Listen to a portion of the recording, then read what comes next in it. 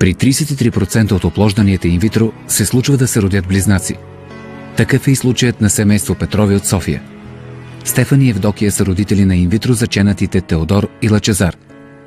Макар и с разлика само от 10 минути, двете деца са много различни не само физически, но и емоционално. Енергичният Теодор е отличник в училище, докато по-спокойният и разсеян Лъчезар се справя трудно с учебния материал. Тия моите деца уж са близнаци, а пък са толкова различни. Теодор е същия като мене. Умен, концентриран, няма не мога, няма не искам, няма не дей. Сяда се едно нещо, прави се, дава резултат. Лъчко обаче, той направо на друга планета. Същия като баща си. Абсолютен мечтател. Успехът му е под всякаква критика. Само по едното рисуване има 6. Мама много ми се кара за оценките. Това е, защото преписваш.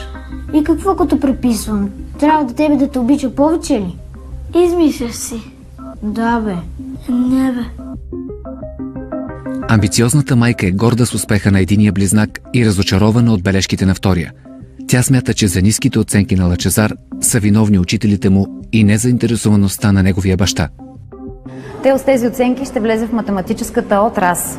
Там по правило взимат и другия близнак, обаче не ми е много ясно Лъчо как ще се справи там. Ще дърпа брат си назад и аз ще се срамувам от неговите тройки. Трябва да се работи извънредно с него. Опитвам се да кажа на мъжа ми да му обръща повече внимание, обаче той си тегли към неговите хуманитарни науки и това е. Каква математическа? Лъчо има друг талант. Той обича да рисува. Децата не са щампа, няма как да са еднакви. Мястото на Лъчо не е в МГ-то. По-добре да го насочиме към някоя хуманитарна гимназия. Не мога да разбера и Евдокия защо го кара да става математик, се едно Тео да го караме да рисува. И двете деца са наши, но ние трябва да поощряваме добрите качества във всеки един от тях. Това е. От самото раждане на близнаците за тях и за домакинството се грижи баща им Стефан, тъй като Евдокия бърза да се върне в рекламната агенция, която управлява. Но отскоро уеб-дизайнерът отново поема поръчки.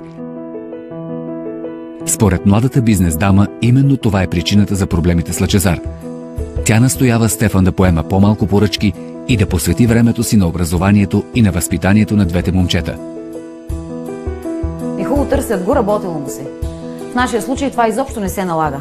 Да не ви казвам с тези неговите сайтове какви пари изкарва, 2 пъти в магазина не мога да вляза да напазарувам.